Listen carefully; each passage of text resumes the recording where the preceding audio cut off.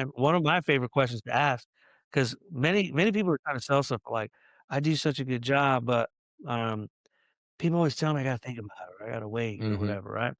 One of my favorite ways to handle that is to actually ask them a question. How long have you been thinking about accomplishing this, or wanting this result, or this piece of clothing, or looking this way, or whatever that thing is, right? And they'll usually say, "Oh, man, I don't know, years, months, 2 years, 10 years," right? Mhm. And then my response is, "Okay, so you've already been thinking about it for insert however much time is in there, right?" And then we could say, "So I think we're probably done thinking about it," right?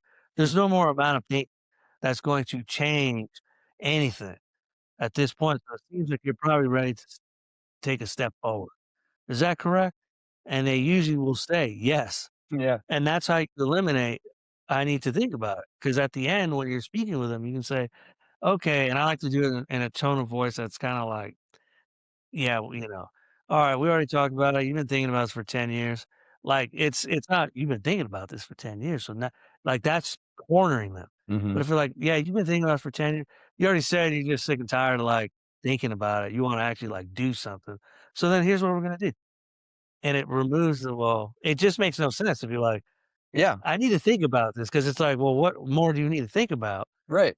Because you've already been thinking for 10 years. What extra data did you just collect with the last hour that you spent with me that's new that you didn't already think about the last 10 years? Yeah.